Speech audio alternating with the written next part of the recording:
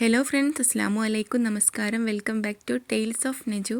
ഇന്ന് ഞാൻ വന്നിട്ടുള്ളത് നമ്മുടെ വീട്ടമ്മമാർക്കൊക്കെ വളരെ യൂസ്ഫുൾ ആവുന്ന കുറച്ച് കിച്ചൺ ടിപ്സുമായിട്ടാണ്.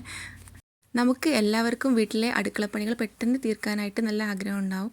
അതേപോലെ തന്നെ കുറച്ച് കിച്ചണിലെ കുറച്ച് കാര്യങ്ങളൊക്കെ ശ്രദ്ധിച്ചാൽ ഒരുപാട് ടൈം ലാഭിക്കാനും അതേപോലെ തന്നെ സാധനങ്ങൾ വേസ്റ്റ് ആവാതിരിക്കാനും പറ്റും. അപ്പോൾ നമുക്ക് നോക്കാം എന്തൊക്കെയാണെന്ന്.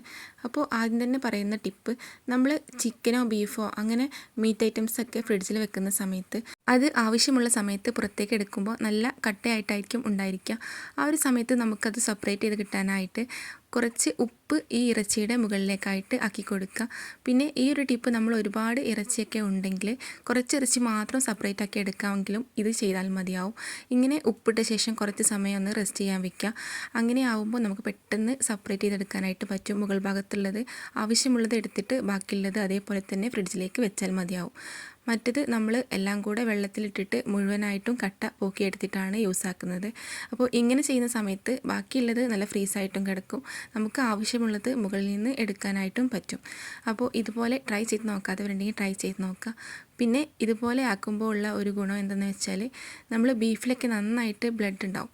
അപ്പോൾ ആ ഒരു ബ്ലഡ് നമ്മൾ ഒരുപാട് നേരം കഴുകിയിട്ട് വൃത്തിയാക്കി എടുക്കണം. അപ്പോൾ ഇതുപോലെ ഉപ്പ് ചേർത്ത് കഴുകുന്ന സമയത്ത് പെട്ടെന്ന് നന്നായിട്ട് രക്തമൊക്കെ ഒഴിവായി കിട്ടാനും ഹെൽപ്ഫുള്ളാവും. പിന്നെ അടുത്ത നല്ല ബുദ്ധിമുട്ടുള്ള ഒരു പരിപാടിയാണ് വെളുത്തുള്ളി പെട്ടെന്ന് തന്നെ അതിൻ്റെ തൊലിയൊക്കെ കളഞ്ഞെടുക്കാനുള്ളത്. ഒരുപാട് ടിപ്സ് യൂട്യൂബിൽ വന്നിട്ടുണ്ട്. അപ്പോൾ നമുക്ക് ഈ വെളുത്തുള്ളി പെട്ടെന്ന് ആക്കിയെടുക്കാനായിട്ട് ഒരു ശീല മാത്രം മതി, കത്തിയോ വേറെ ഒന്നും ആവശ്യമില്ല. അപ്പോൾ അതിന് വേണ്ടിയിട്ട് ഞാനൊരു തുണി എടുത്തിട്ടുണ്ട്. ഇനി അതിലേക്ക് നമുക്ക് ആവശ്യമായിട്ടുള്ള വെളുത്തുള്ളികളൊന്ന് സെപ്പറേറ്റ് ചെയ്തെടുക്കുക. ഇതുപോലെ ഓരോരോ ഇതളാക്കിയിട്ട് ഈ ഒരു തുണിയിലേക്ക് ഇട്ട് കൊടുക്കുക. ഇങ്ങനെ വെളുത്തുള്ളി നമ്മൾ എല്ലാം കൂടെ ഒരുമിച്ച് ക്ലീനാക്കി എടുക്കുമ്പോൾ നമുക്ക് പെട്ടെന്ന് അടുക്കളയിലെ പണികളൊക്കെ തീർക്കാനായിട്ട് പറ്റും. അതായത് ഏതൊരു കറിയിലേക്കാണെങ്കിലും നമുക്ക് വെളുത്തുള്ളി ആവശ്യമായിട്ട് വരും. അപ്പോൾ കുറച്ച് അധികം വെളുത്തുള്ളിയൊക്കെ ഉണ്ടെങ്കിൽ നമ്മൾ ഇതുപോലെ ഒന്ന് റെഡിയാക്കി വെച്ചാൽ മതിയാവും. അപ്പോൾ ഞാനിതാ കുറച്ച് വെളുത്തുള്ളി എടുത്തത് എല്ലാം ഓരോരോ ഇതളാക്കിയിട്ട് മാറ്റിയെടുത്തിട്ടുണ്ട്. ഇനി നമ്മൾ എടുത്തിട്ടുള്ള തുണി ഇതുപോലെ എല്ലാ വശവും കൂടെ കൂട്ടി പിടിച്ചിട്ട് ഒന്ന് ഒരു കിഴി പോലെ ആക്കിയെടുക്കുക. കെട്ടൊന്നും ഇടേണ്ട ആവശ്യമില്ല, ജസ്റ്റ് ഒന്ന് എല്ലാം കൂടെ കൂട്ടി പിടിച്ചിട്ട് ഒന്ന് കയ്യിൽ പിടിച്ചെടുക്കുക. എന്നിട്ട് ഇതുപോലെ ടൈലിലോ അല്ലെങ്കിൽ പുറത്തുള്ള തിരുമ്പുന്ന കല്ല് അങ്ങനെയൊക്കെയുള്ള പ്രതലത്തിലിട്ടിട്ട് ജസ്റ്റ് ഒന്ന് ഇതുപോലെ ഒന്ന് അടിച്ച് കൊടുക്കുക. കുറച്ചൊന്ന് പ്രഷറായിട്ട് തന്നെ അടിച്ച് കൊടുക്കണം. അങ്ങനെ ആവുന്ന സമയത്ത് നമുക്ക് എളുപ്പത്തിൽ വെളുത്തുള്ളിയുടെ തൊലിയൊക്കെ ഒന്ന് സെപ്പറേറ്റ് ആയി കിട്ടും. അപ്പോൾ ഒരുപാട് വെളുത്തുള്ളിയൊക്കെ ക്ലീൻ ആക്കാനുണ്ടെങ്കിൽ ഇതൊന്ന് ട്രൈ ആക്കി നോക്കിയാൽ മതി. ഇപ്പോൾ ഇതാ ഞാൻ അടിച്ചെടുത്ത് വന്നിട്ടുണ്ട്. അപ്പോൾ തന്നെ കുറച്ചൊക്കെ ഒന്ന് റെഡി ആയിട്ടുണ്ടായിരുന്നു. അപ്പോൾ കുറച്ച് നേരം കൂടെ വീണ്ടും ഒന്ന് അടിച്ചെടുത്തിട്ടുണ്ട്.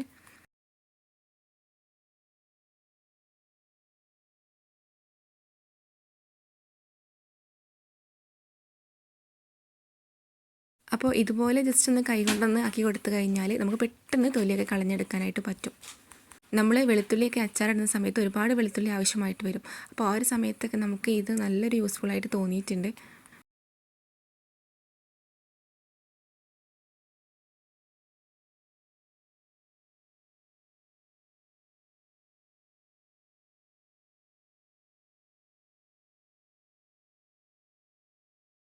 ഇപ്പോൾ ഇതാ ഒരുപാട് വെളുത്തുള്ളിയുടെ തൊലിയൊക്കെ സെപ്പറേറ്റായി കിട്ടിയിട്ടുണ്ട്.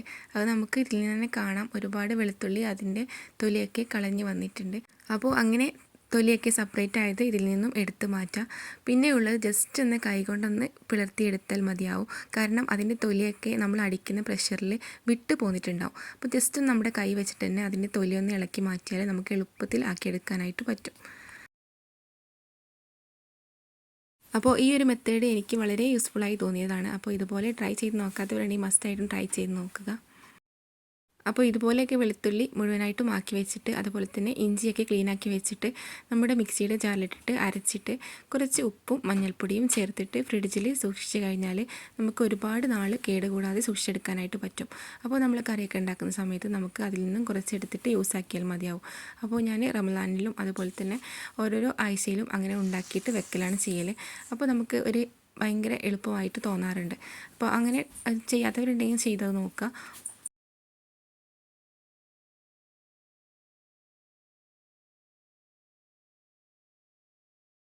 അപ്പോൾ ഞാനിതാട്ടോ മുഴുവനായിട്ടും ക്ലീനാക്കി എടുത്തിട്ടുണ്ട്. അപ്പോൾ ഞാനിപ്പം കുറച്ച് വെളുത്തുള്ളി എടുത്തിട്ടുണ്ടായിരുന്നുള്ളൂ. അപ്പോൾ നിങ്ങൾ ഒരുപാടൊക്കെ ഉണ്ടാക്കിയെടുക്കുന്ന സമയത്ത് ഇതുപോലെ ഒന്ന് ട്രൈ ചെയ്ത് നോക്കിയാൽ മതി. പിന്നെ ഈ തൊലി കളഞ്ഞിട്ടുള്ള വെളുത്തുള്ളി തോടൊക്കെ ഇതുപോലെ മുളക് മരത്തിൻ്റെ അതുപോലെ തന്നെ എന്തെങ്കിലും തൈകളുടെയൊക്കെ അടിയിലേക്ക് ഇട്ട് കൊടുത്താൽ നല്ലൊരു വളം കൂടെയാണ്. അപ്പോൾ ഞാൻ ഈ ചെറിയുള്ളിയുടെ ആയാലും അതുപോലെ തന്നെ വെളുത്തുള്ളിയുടെയൊക്കെ തോല് ഇതുപോലെ മുളക് മരത്തിൻ്റെ അടിയിലേക്കാണ് ഇട്ട് കൊടുക്കാറ്. പിന്നെ അടുത്ത ടിപ്പ് എന്ന് പറഞ്ഞാൽ നമ്മൾ അരികളിലൊക്കെ നന്നായിട്ട് പ്രാണികൾ വരുന്ന ഒരു പ്രശ്നം ഉണ്ടാവാറുണ്ട്. അതായത് അരികളിൽ കാണുന്ന ചെള്ള്. അപ്പോൾ ഞാനിപ്പോൾ എടുത്തിട്ടുള്ളത് ജീരകശാല റൈസിൻ്റെ ഒരു ബോട്ടിലാണ്. അപ്പോൾ അതിൽ കുറച്ച് അരി ഉണ്ടായിരുന്നു. അപ്പോൾ നമ്മൾ കുറേ കാലമൊക്കെ ഇത് എടുത്ത് വെക്കുന്ന സമയത്ത് നമുക്ക് ചെള്ള് വരാനുള്ള ചാൻസ് ഉണ്ട്. അപ്പോൾ അത് പെട്ടെന്ന് പോയി കിട്ടാനായിട്ട് ഞാൻ യൂസ് ആക്കുന്നത് ഗ്രാമ്പുവാണ്. അപ്പോൾ അതിലേക്ക് കുറച്ച് ഗ്രാമ്പു ഇട്ട് കഴിഞ്ഞാൽ നമുക്ക് പ്രാണികളൊന്നും വരാതെ നല്ല യൂസ്ഫുൾ ആയിട്ടുള്ള ഒരു ടിപ്പാണ് കേട്ടോ.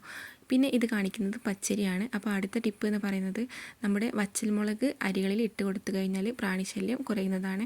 അപ്പോൾ ഇത് ട്രൈ ചെയ്യാത്തവരൊന്ന് ട്രൈ ചെയ്ത് നോക്കുക. പിന്നെ ഒരു മെത്തേഡും കൂടെ ഉണ്ട്.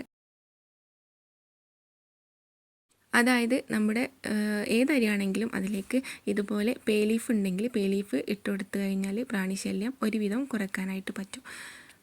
പിന്നെ എനിക്ക് അടുക്കളയിൽ ഏറ്റവും യൂസ്ഫുൾ ആയിട്ട് തോന്നിയിട്ടുള്ള ഒരു പ്രൊഡക്റ്റാണ് ഈ ഒരു ബോട്ടിൽ. അതായത് നമ്മുടെ മസാലകളൊക്കെ ഇട്ട് വെക്കാൻ പറ്റിയിട്ടുള്ള കുറച്ച് വലിയതായിട്ടുള്ള ഒരു ബോട്ടിലാണ്. പിന്നെ അതിലേക്ക് സെപ്പറേറ്റ് ആയിട്ട് കുഞ്ഞു കുഞ്ഞു ബോട്ടിലും കൂടെ ഉണ്ട്. അപ്പോൾ ഞാനിതിലേക്ക് നമുക്ക് കറിക്കൊക്കെ ആവശ്യമായിട്ടുള്ള മുളക് പൊടി, മഞ്ഞൾപ്പൊടി, മല്ലിപ്പൊടി, കടുക്, ഉപ്പ്, വലിയ ജീരകം, ഉലുവ ഇങ്ങനെയാണ് ഇട്ട് വെക്കാറ്. ടോട്ടൽ ഇതിൽ 7 ബോട്ടിലാണ് വരുന്നത്. അപ്പോൾ ഇതുപോലെ ഒരു പാത്രത്തിലേക്ക് ആവുമ്പോൾ നമുക്ക് ഈ ഒരു ഒറ്റ പാത്രം എടുത്താൽ മതിയാവും ഒരു കറിയൊക്കെ ഉണ്ടാക്കുന്ന സമയത്ത്. അപ്പോൾ ഞാനിത് നന്നായിട്ട് എനിക്ക് യൂസ്ഫുൾ ആയിട്ടുള്ള ഒരു പ്രൊഡക്റ്റാണ്. അപ്പോൾ ഞാൻ ഒരു 1 വീക്കിലൊക്കെ ഇതുപോലെ ആക്കിയെടുത്തിട്ട് ഇത് തന്നെയാണ് യൂസ് ആക്കാറ്. പിന്നെ കുഞ്ഞു കുഞ്ഞു ബോട്ടിലായിട്ടും മസാലകൾ എടുത്ത് വെക്കാറുണ്ട്. പക്ഷേ അത് ഇതിലേക്ക് ഇട്ട് കൊടുത്താൽ എളുപ്പത്തിൽ നമുക്ക് കുക്ക് ചെയ്യുന്ന സമയത്ത് യൂസ്ഫുൾ ആവും. പിന്നെ അടുത്ത ടിപ്പ് ഒരുവിധം എല്ലാവർക്കും അറിയാവുന്ന ടിപ്പ് തന്നെ ആയിരിക്കും. നമ്മുടെ ചായപ്പൊടിയിൽ നമ്മളിപ്പോൾ ഏലക്കായൊക്കെ എന്തെങ്കിലും യൂസ് ആക്കിയാൽ അതിൻ്റെ തോട് കളഞ്ഞെടുക്കും. പക്ഷേ ആ തോട് കളയാതെ അത് ചായപ്പൊടിയിലേക്ക് ഇട്ട് വെച്ച് കഴിഞ്ഞാൽ ചായ ഉണ്ടാക്കുന്ന സമയത്ത് നല്ല ഏലക്കയുടെ ഫ്ലേവർ ഉണ്ടാവും. പിന്നെ നമ്മൾ സാധാരണ ഏലക്കായ ആണെങ്കിലും ജസ്റ്റ് ഒന്ന് ചതച്ചിട്ട് ഇട്ട് കൊടുത്താൽ നല്ലതാണ്. പിന്നെ നമ്മുടെ ഏറ്റവും വലിയൊരു പ്രോബ്ലമാണ് പഞ്ചസാരയിൽ ഉറുമ്പ് വരുന്നത്. അപ്പോൾ അത് വരാതിരിക്കാനായിട്ട് ഞാൻ യൂസ് ആക്കൽ ഗ്രാമ്പുവാണ്. അപ്പോൾ ഈ ഗ്രാമ്പുവിന് ഒരുപാട് ഗുണങ്ങളുണ്ട് കേട്ടോ. പ്രാണികളും അതുപോലെ തന്നെ ഉറുമ്പുകളായാലും അതൊന്നും വരാതിരിക്കാനായിട്ട് ഈ ഗ്രാമ്പുവിൻ്റെ സ്മെല്ലിന് ഒരു പ്രത്യേകതയുണ്ട്. അപ്പോൾ ഞാൻ ഈ ഗ്രാമ്പു തന്നെയാണ് ഇതുപോലെ ധാന്യങ്ങളിലേക്ക് യൂസ് ആക്കുന്നത്. അതായത് ഇത് ഓട്സ്, ചെറുപയർ, മമ്പയർ അതേപോലെ തന്നെ മുതിരയാണുള്ളത്. അപ്പോൾ ഇതിലൊക്കെ നമ്മൾ കുറച്ച് കഴിഞ്ഞാൽ ഇതിൽ പ്രാണി വരും. അപ്പോൾ ആ പ്രാണികളെ ഒരുവിധം തടയാനായിട്ട് ഈ ഗ്രാമ്പു ഒരു 2-3-4 എണ്ണം ഇതിലേക്ക് ഇട്ട് കൊടുത്തിട്ട് അടച്ച് വെച്ചാൽ പ്രാണികൾ വരാതിരിക്കും. അപ്പോൾ ഈ ഒരു ടിപ്പ് അറിയാത്തവരുണ്ടെങ്കിൽ മസ്റ്റായിട്ടും ട്രൈ ചെയ്ത് നോക്കുക.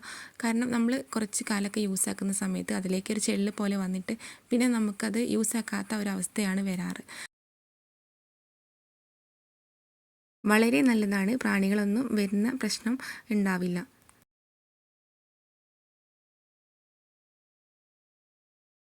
അപ്പോൾ ഞാൻ ഇതിലേക്ക് അതുപോലെ കറാമ്പൂവ് ഇട്ട് കൊടുത്ത ശേഷം പിന്നെ അടച്ചിട്ട് സൂക്ഷിക്കലാണ് ചെയ്യാറ്.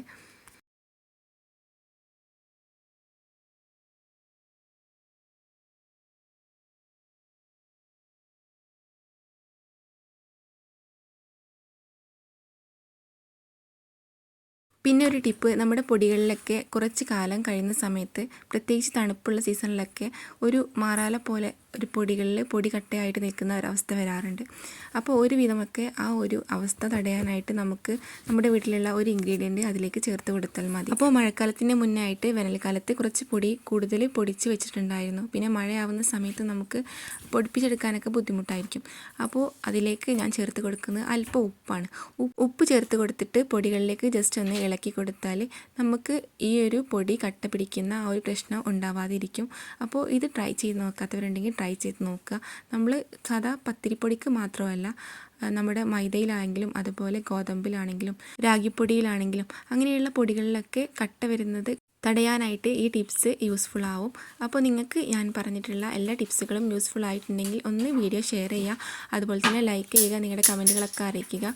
സബ്സ്ക്രൈബ് ചെയ്യാത്തവരുണ്ടെങ്കിൽ സബ്സ്ക്രൈബും ചെയ്ത് സപ്പോർട്ട് ചെയ്യുക. അപ്പോൾ ഇൻഷാ അല്ലാഹ് മറ്റൊരു വീഡിയോയുമായിട്ട് വീണ്ടും വരാം. അതുവരേക്കും ബൈ. Thanks for watching.